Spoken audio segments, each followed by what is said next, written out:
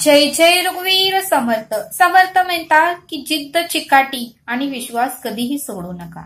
जिद्द, चिकाटी आणि विश्वास कधीही सोडू नका असं समर्थ आपल्याला इथे सांगतात.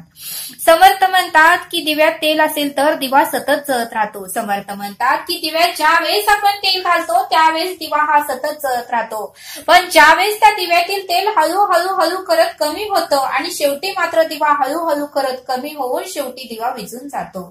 मग बघा म्हटले समर्थ, तो दिवा विझून गेल्यानंतर संध्याकाळी सुद्धा आपण दिव्यामध्ये तेल घालतो आणि संध्याकाळी सुद्धा दिव्यातील तेल संपोस्तोपर्यंत दिवा हा लागतो.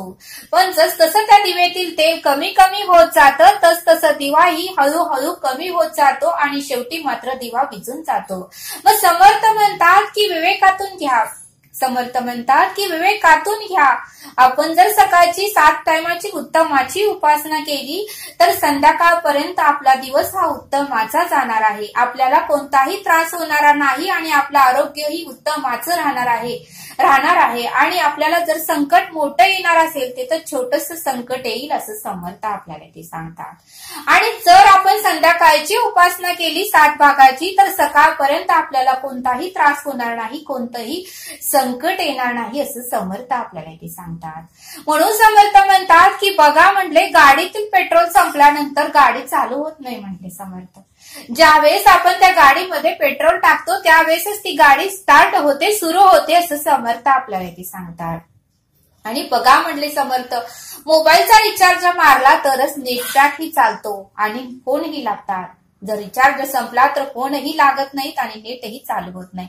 मग समर्थ म्हणतात की विवेकातून घ्या. आपली जर पुण्याई संपली तर आपल्यालाही त्रास होणार आहे, संकट वादळ येणारच आहे तसं समर्थ आपल्याला ते सांगतात. म्हणून समर्थ म्हणतात की आज कडकडून भूक लागली की आपण लगेच जेवायला बसतो.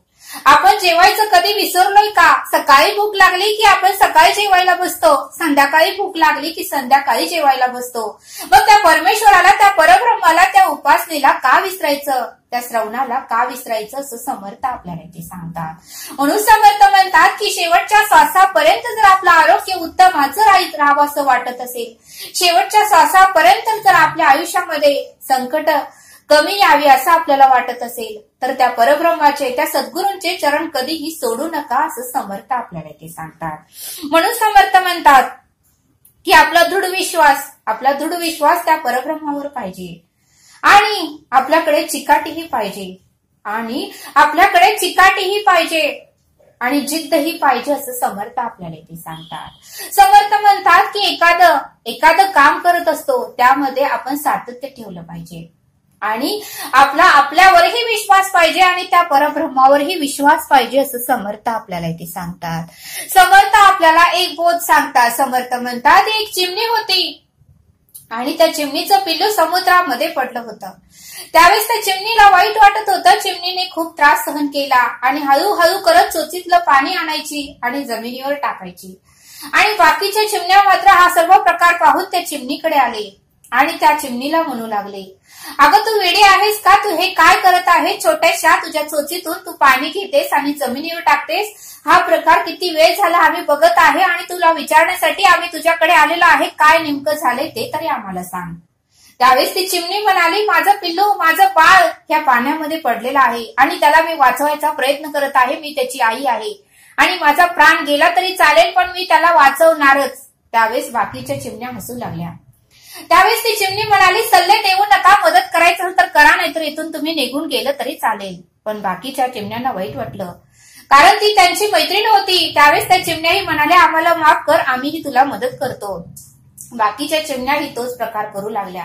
ती जसं चोचीतून पाणी घ्यायची, जमिनीवर टाकायची, तसं ह्या पण तसंच करू लागल्या.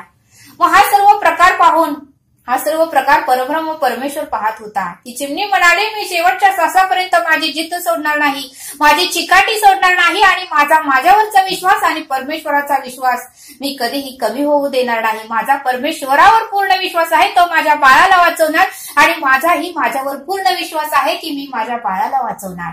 शेवटच्या श्वासापर्यंत मी माझं धर्म, कर्तव्य, जबाबदारी पार पाडणार. माझा प्राण गेला तरी चालेल असं ती चिमणी आपल्या मैत्रिणींना बोलू लागली. आणि हे सर्व प्रकार पाहून विष्णू आणि लक्ष्मी गरुडावरून वर जात होते. त्यावेळेस विष्णूंनी सर्व प्रकार पाहिला आणि लक्ष्मीला म्हणाले, मी खाली जात आहे, माझं काहीतरी काम आहे.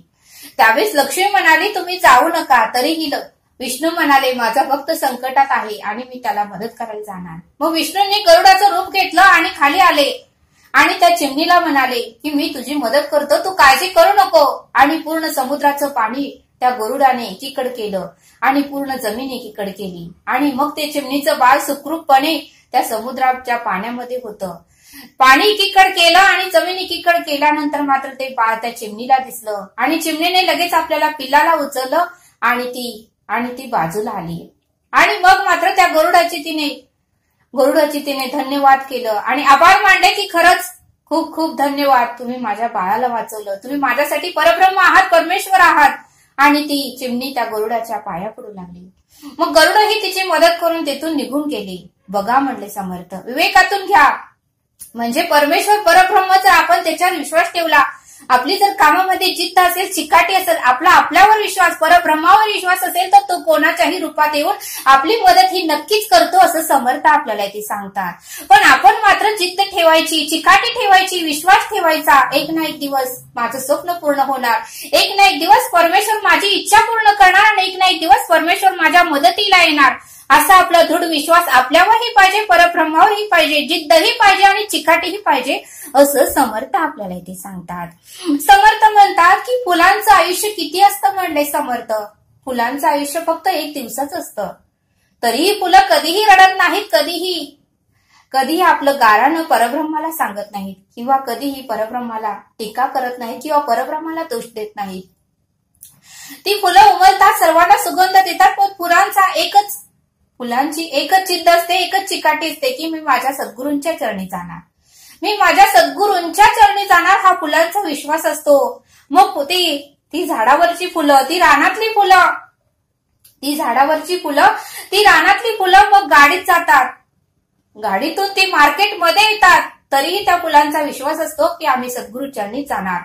मार्केटमधून ती बाजारात येतात, बाजारात आल्यानंतरही त्या फुलांचा विश्वास असतो की आम्ही सद्गुरू चरणी जाणार. बाजारात आल्यानंतर मात्र जे व्यापारी असतात ते त्यांना सुईमध्ये घालतात, सुईचे त्रास, सुईचं संकट, सुईच्या वेदना सहन करतात आणि तरीही ते म्हणतात की आम्ही सद्गुरू चरणी जाणार. सुईचा सर्व काही त्रास सहन करून ते दोऱ्यामध्ये गुंतली जातात. दोऱ्यामध्ये गुंतली गेल्यानंतर ती हार म्हणून सर्व बाजारातले व्यापारी लोक विकायला ठेवतात आणि तरीही ते विश्वास असतो की आम्ही सद्गुरू चरणी जाणार. आणि मग बरेच भक्त येतात आणि ते हार घेतात. हार घेतल्यानंतर मात्र ते भक्त परब्रह्म परमेश्वराच्या चरणावर तो हार अर्पण केला जातो, परमेश्वराच्या गळ्यामध्ये तो हार अर्पण केला जातो आणि मग मात्र ते आपला श्वास सोडतात की आम्ही सद्गुरू चरणी समर्पित झालो. बघा म्हणले समर्थ, त्या फुलांचं जसं निवेदन असतं तसं परब्रह्म ईश्वर त्यांची पूर्तता करतो. तसं आपलंही निवेदन जर असेल तर आपलंही निवेदनाची पूर्तता परब्रह्म ईश्वर हे नक्कीच करणार. फक्त आपल्यावर विश्वास पाहिजे, आपल्या सद्गुरू चरणावर विश्वास पाहिजे आणि आपली जिद्द आणि चिकाटी पाहिजे, असं समर्थ आपल्याला इथे सांगतात. म्हणून समर्थ म्हणतात की त्या फुलांचं आयुष्य 1 दिवसाचं असतं, तरीही ते उत्तमाचं आणि आनंदाने जगतात. आणि आपण मात्र आपलं आयुष्य किती आहे तरी आपण रोज काही ना काहीतरी संकट, काही ना काही दुःख कवटाळून बसतो आणि तेच विचार करून आपला दिवस खराब करतो, असं समर्थ आपल्याला इथे सांगतात. म्हणून समर्थ म्हणतात की लाख मोलाचा देह दिला आहे, कुठलाही विचार करू नका, विचार करून काळजी करून येणारं संकट, येणारं समस्या काही दूर होणार नाही. आपण फक्त त्या परमेश्वरावर विश्वास ठेवायचा, त्याचं नामस्मरण करायचं आणि प्रत्येक संकटाला सामोरं जायचं. परमेश्वर सर्व काही पाहत असतो आणि त्यातून आपली सुटका ही तोच करत असतो, असं समर्थ आपल्याला इथे सांगतात. म्हणून समर्थ म्हणतात की अनमोल आयुष्य आपल्याला सद्गुरूंनी परब्रह्माने दिला आहे, तो आपल्याला आनंदाने जगता आलं पाहिजे आणि जिद्द आणि चिकाटी आणि विश्वास कधीही सोडू नका, परब्रह्मावर विश्वास ठेवा, सतत प्रयत्न करा, तुमचं स्वप्न नक्कीच पूर्ण होईल, असं समर्थांनी आपल्याला या बोधातून समजावून सांगितलं. तरी आता आपण इथेच थांबू. धन्यवाद. जय सद्गुरू.